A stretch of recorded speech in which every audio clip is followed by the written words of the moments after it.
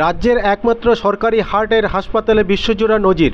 দাবি হাসপাতালের, প্রায় 9 ঘন্টায় 109 জন রোগীর এনজিওগ্রাম সফল হলো। চলুন শুনে নেব সেই কথা। আপনারা দেখছেন নিউজ নদিয়া এক্সপ্রেস। চ্যানেলটিকে সাবস্ক্রাইব, লাইক, শেয়ার এবং ফেসবুক পেজটি ফলো করুন আর দেখুন নিউজ নদিয়া এক্সপ্রেস। দেখানোর পর উনি এনজিও করার জন্য ডেট দেয়।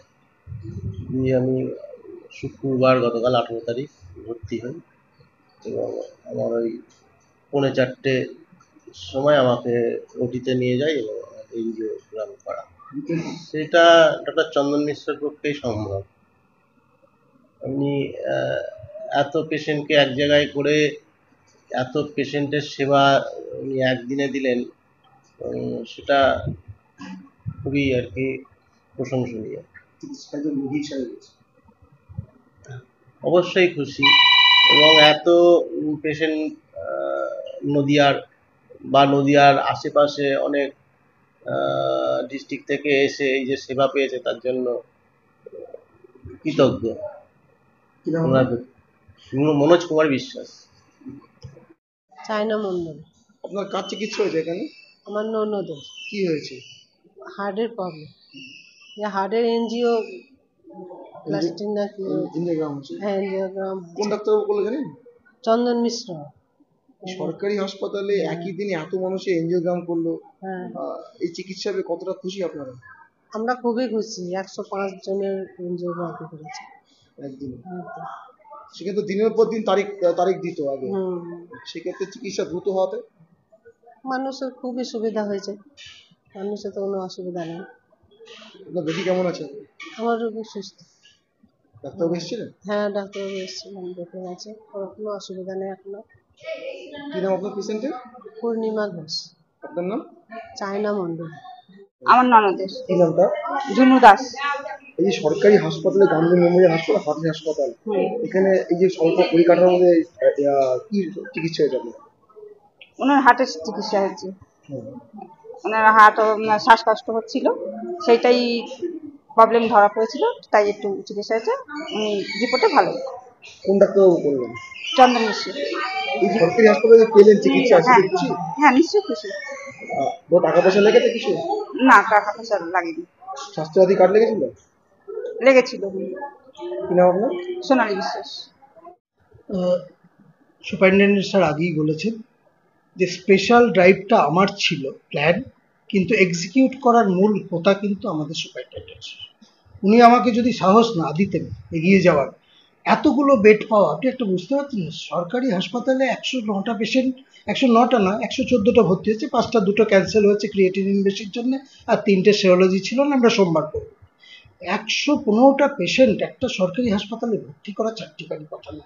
সবারই সাহায্য, ইয়ার্ডের স্টাফ, সমস্ত যত ওয়ার্ডের স্টাফ সবাই মিলে হেল্প করেছে। সেই হেল্পের ওয়াদাটা, মানে কথাটা আমি আগেই নিয়ে নিয়েছিলাম, যে আমি বুঝতে পেরেছিলাম যে সম্ভব করা, বিশেষ করে যখন সুপারিনটেন্ডেন্ট সাহেব আমার পেছনে আছে। গত 1 থেকে 1.5 মাস ধরে একটা বিশাল চাপ অনুভূত হচ্ছে এই আউটডোরে যে অ্যাঞ্জিওগ্রাফি। তার কারণটা স্যার বলে দিয়েছেন খানিকটা, তাই কারণ যে হসপিটালটার কথা স্যার বললেন সেখানে অ্যাঞ্জিওগ্রাফি বিনা পয়সায় হয় না। 10,000, মোস্ট প্রবলি আমি যতদূর জানি 10,000 টাকা নেয়। তাতে কি হচ্ছে, পরিপ্রান্তিক মানুষ প্রথমে যাচ্ছে একটা আশায় যে হয়ে যাবে, তারপরে বিভিন্ন জায়গা থেকে আসছে, কিন্তু ওয়েস্ট দিনাজপুর, বাংলাদেশ টাংলাদেশ সব থেকে এসে ওখানে জড়ো হচ্ছে। এবার তাদের একটা বেশ অংশ যখন হতাশ হচ্ছে, তখন তারা কি করছে, ওখান থেকেই শুনে নিচ্ছে, কেউ বলে দিচ্ছে যে গান্ধী হাসপাতালে যান। সেই জন্য একটা বিরাট চাপ সৃষ্টি হয়েছিল। সেই চাপটা রিলিজ করার জন্য আমরা ঠিক করি যে 110টা এনজিওগ্রাফি করে দেবো। 150টা আমাদের ওয়েটিং আছে, আর 40টা আমরা আরো 2 সপ্তাহে করে দেবো। তো এটা একটা বিরাট ব্যাপার। কতজনে করলেন? 109 জনের করেছি শেষমেশ। আমরা শুরু করেছিলাম সকাল 10টা 40-এ, শেষ করেছি সন্ধ্যে 7টা 10-15। মেল 14 জন, মেল 95 জন। সবাইকে অসুস্থ? সবাই সুস্থ, কেউ কিছু হয়নি। এটাই সবচেয়ে আশ্চর্যের ব্যাপার, যে কিছু না কিছু কারো হয়, কিন্তু আমাদের কারো কিছু। এনজিওগ্রাম করতে গেলেও তো 1001 জন মারা যায়, 100-তে 3-4 জনের ব্যথা ভেসোভেগাল হয়। তা আমাদের টাচুট কিছু হয়নি এরকম কিছু। সবকে আমরা সুস্থ শরীরে ছুটি দিতে পারছি। টিমে কজন ছিল? আমাদের টিমে আমরা ডাক্তারবাবু, আমি একা মেনলি ছিলাম, আমার সঙ্গে ডক্টর চতুর্বেদী সহায়তা করেছেন, এরা 2 জন ছিল, আশিসদা তো ছিল। এই 5 জন ডাক্তার আমরা ছিলাম, আর ক্যাথল্যাবের যে টেকনিশিয়ান, দুজন টেকনিশিয়ান আদিত্য এবং নীলোৎপল, ওদের নাম না করলেই নয়, ওরা এক্সিলেন্ট। ওরা যা পাঞ্চার বা এগুলো করা যত তাড়াতাড়ি করা, তাছাড়া অন্যান্য স্টাফ ক্যাথল্যাবের, ইমার্জেন্সির, ICCU, male medical, male cardio, female medical, সমস্ত স্টাফ মানে যা হেল্প করেছে সেটা কথা মানে আমাদের 50টা মতো আমরা এনজিওপ্লাস্টি পেশেন্ট পেয়েছি, ওগুলো আমরা করে দেবো। একটা দোসরা মে স্পেশাল ড্রাইভের জন্য স্যারকে রিকোয়েস্ট করেছি, স্যার ভাবছেন দোসরা মে একটা আমরা স্পেশাল ড্রাইভ দেবো, ওটা 25 এনজিওপ্লাস্টি যদি করে দেওয়া যায় সেটাও একটা রেকর্ড হবে করতে যদি পারি আমরা। কারণ আমাদের স্টেন্ট রয়েছে, মানে স্যারের ব্যবস্থাপনায় স্টেন্ট পেসমেকারের কোনো অভাব কোনোদিন অনুভূতি করেনি, সেই জন্য আমরা চেষ্টা করছি এই 50টাকে 1 মাসের মধ্যে করে দেওয়ার। কারণ আমাদের সিটিবিএস ও এতে কোনো সার্জেন নেই, এটা আমাদের ব্যর্থতা না প্রশাসনের ব্যর্থতা কিছু আমরা জানি না। এটা থাকলে আমরা খুব খুশি হতাম, কারণ গোটা 15 কালকে বাইপাস বেরিয়েছে, গোটা 15। এই বাইপাসগুলো পেশেন্টগুলোকে আমরা মেডিকেল কলেজ, আরজি কর, এনআরএস আর পিজিতে সমানভাবে ভাগ করে পাঠিয়েছি। এটা হচ্ছে, আর কিছু নর্মাল বেরিয়েছে, কিছু মাইনর বেরিয়েছে।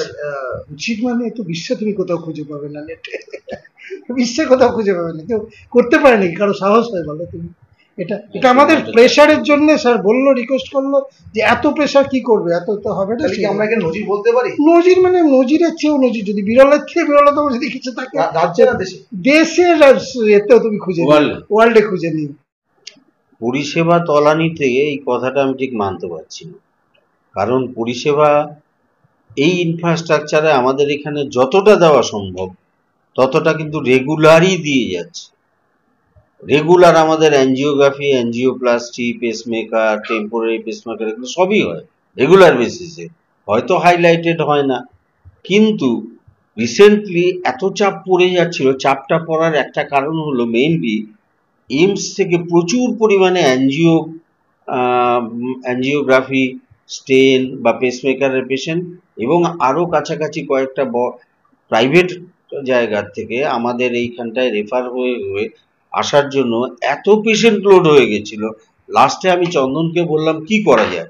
চন্দন তখন আমাকে বললো, ডক্টর চন্দন মিশ্র আমাদের যে কার্ডিওলজিস্ট, এর আগেও অনেক কেস করেছে এবং সাকসেসফুলি এর আগেও প্রচুর পেশেন্ট স্টেন, পেসমেকার সবই করেছে এবং রেগুলার বেসিসেও করে যায়।